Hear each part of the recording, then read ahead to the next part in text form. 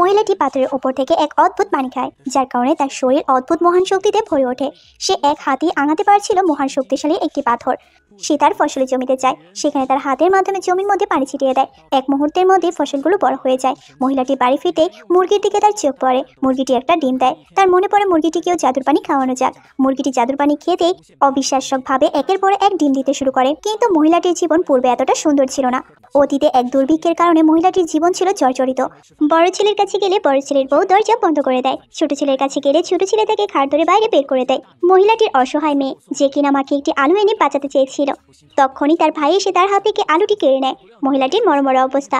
শেষ সময় তার শরীর থেকে এক ফোঁটা রক্ত পড়ে তার হাতের ব্রেসলেটের ওপর। আর তৎক্ষণিকভাবে একটি সিস্টেম চালু হয়। সিস্টেম তাকে বলে, তুমি কি পুনর্জন্ম চাও? আমি তোমাকে তাই দেব। এমনকি আমি তোমাকে শস্যের বর দিচ্ছি। দেখতে দেখতে মহিলাটি সময় পরিবর্তন করে অতীতে চলে যায়, যেখানে তার ছেলেরা তার কাছ থেকে সম্পত্তি ভাগাভাগি করছিল। মহিলাটি তাদের দুইজনকে দুইটা চড় মারে আর বাড়ি থেকে বের করে দেয়, কারণ সে চাচ্ছিল তার অসহায় মেয়েটির আর তার নাতির জীবন বাঁচাতে। তার মনে পড়ে যায় তার হাতের ওই ব্রেসলেটের কথা। হাতের মধ্যে সে এক ফোঁটা রক্ত দেয়। সিস্টেম তৎক্ষণাৎ চালু হয়ে যায়। সিস্টেমের কথা মতো সে জমির মধ্যে শস্য ফলায়। এমন বাড়িতে এসে মুরগিকে ওই পানিটা খাওয়ায়। মুরগিও তৎক্ষণাৎ ডিম দিতে শুরু করে। সিস্টেম তাকে একটি মিশন দেয়, যেখানে জঙ্গল থেকে একটি মুরগি ধরতে হবে, তাও তীরের মাধ্যমে। ছেলেটি প্রথমবার তীর ছোড়ে, কিন্তু তীর ছুড়তে গিয়ে তার তীরটি ব্যর্থ হয়ে যায়। মহিলাটি তার ম্যাজিকের মাধ্যমে তীরটি সুন্দরভাবে ছোড়ে আর সাথে সাথে একটি মুরগি ধরে ফেলে। মুরগিটি নিয়ে সে বাসায় এসে সুন্দরভাবে রান্না করে।